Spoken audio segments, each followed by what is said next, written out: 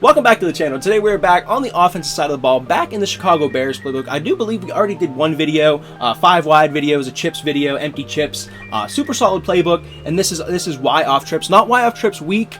You can see there that kind of puts the running back to the left side of the quarterback and to the left side of our 3 eligible receivers, but Y off trips puts the running back and those 3 eligible receivers on the same side of the field. So the play I'm going to come out in is the running back halfback direct snap, but there's other stuff. I mean, if you like the read option, you saw we were inside zone is going to be in our audibles here. That's going to be our run play that we get to, but the RPO read flat, the peak, any of those plays you want to come out in as your base play instead of the direct snap. I just kind of wanted to show it off because I do like it as a little bit of a run. Absolutely, you can just add them to your scheme once you're in the game as well. But as for this video, we're going to come out in that, and we're going to match with just we'll match with 3-3-5. We'll go 3-3-5 on defense, back this ball up, and we'll see you guys out on the field. All right, so we do have the ball backed up, and of course we are going to talk about the run game. And for the sake of this video, we're talking about the inside zone and the running back direct snap, but same thing applies if you're going to run these RPOs and whatnot as well. We're just trying to be able to target the most amount of the field in the run game as possible, because they're not going to be able to gap up. Sometimes they are, right? If they bring down 7, 8 guys into the box, yeah, they're going to be able to gap up. Everybody's going to have a gap, and they're going to have a good time stopping the run. But whenever you see these light boxes, you want to be able to attack them where they're light and where you're going to have more blockers than they have guys eligible to tackle you, right? So just being able to get to different parts of the run game, I think, is beneficial. So right here, we're probably going to go to the inside zone. You hold LT or L2, depending on your controller. You can actually see your blocking scheme this year. So we do have both of our guards, and our guard in the center and then the guard in the tackle. We're going to both double and jump up to the next level. That looks like pretty good for us. Joe Tooney did a good job. You saw him light up there, able to get 5-6 yards. Not too bad in the run game. And of course the run game, man, it's just to mix in, and then if you hit a big one, you hit a big one. So here, I mean, we'll kind of run the direct snap. There you see everybody kind of has a hat on a hat. Hopefully we can, boom, get up that little gap right there. And that's where I find the most success, not really bouncing it out. It seems like they always have sort of a guy contained. But if you can sort of hit that gap in between the tackle and the tight end right there, I think that's the best spot. So here, I mean, I really like this. We're going to get a double. Boom. Really nice. And Swift is on to the races right there. So really, really good plays right there. And I just really like that you can see the run blocking scheme. And of course, this is one here. Like you can see the safety kind of makes you bounce it outside. Dotson does a good job getting outside as well. So not always a good look. You want to definitely play with it, and that's why I like to have multiple run games, run plays that I can get to in my scheme here. And now for our first pass play here, we are going to talk about curls, and I just like to make a few adjustments to this one. What I'm going to do is put Luther Burton here on an out route, but a corner route, and then I'm going to increase his route stem just by 1 bump. And of course, this look in particular, I don't really like here because I do kind of have 3 defenders over our 3 receivers. You see the guy over Raymond, Burton, and then you see the guy sort of to the right, the slot guy with the fire emoji over his head there, outside, I guess, of Loveland. So it kind of gives us bad leverage. So maybe I do want to flip my eyes around really quick to Odunze out there. But we are trying to work, and there he actually blitzes. And, I mean, if we're going to, if they're going to give us the flat, we're going to take that every single time. Especially like that, if you can just get it out to him really quickly, get it to him on the run, I think that's really beneficial. So here, again, this is a little bit more of a beneficial look, I'd say. You get those sort of 3 linebacker types on the inside of the formation there. And then you have a safety and a guy over Raymond. So we'll see what we can get here. And I mean, if they're going to let you fit it in, we'd love to be able to flatten that ball out just a little bit more, kind of more towards the sidelines. But you can fit that ball in there. Looked good right there against the cover 2 look. Again, just increasing his route stem. Starting our eyes to the right, and again, if they're going to put the inside guy on the tight end, unfortunately we weren't able to turn up field and pick up much there. But if they're going to give it to us, we are going to definitely take that. So again, here, this is 3 over 3 here. You kind of have a slot guy, corner guy.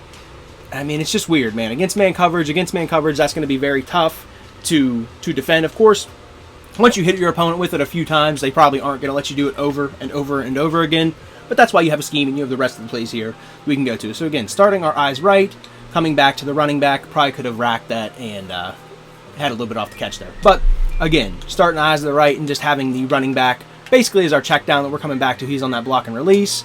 But again, they're going to give you the tight end in the flat. We will take that every single time. We're just looking for easy completions, make them play ultra aggressive, whatever the case may be. Make them press up, and then eventually we can, hopefully hit this corner or hopefully hit or break a tackle. I mean, if they're just going to keep giving it to you, well, that was not good there. Not great right there. But curls, very nice play. You can time up these curl routes if they are giving you man covers. Like here, I'll try to, well, not really man. And that actually, I was trying to, I thought they were going to give me a man look. I thought they were going to give me a man look. You can time up those corner routes, though. If you throw it right at the top of their break, right when they're turning around, like here. Boom.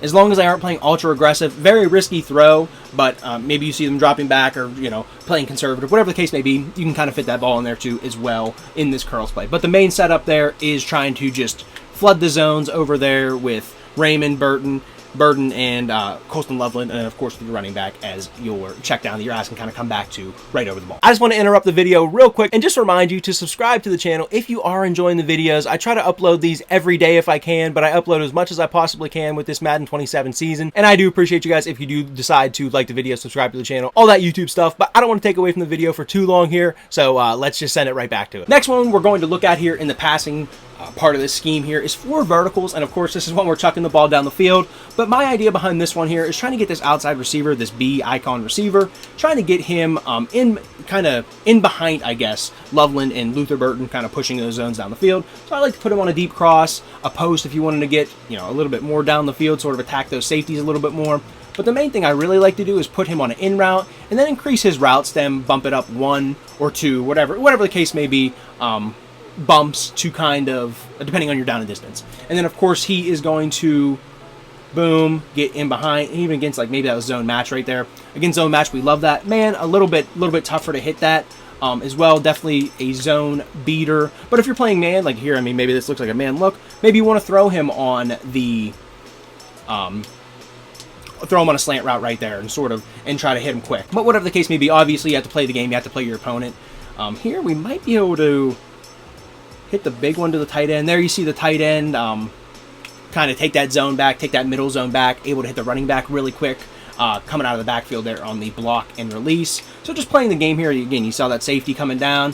Looks like maybe a blitz play. We'll see if we can't hit. We did have him on the post route, and he didn't hold on to it for us. Had him on the post route, though. Did a good job getting open at least enough against man.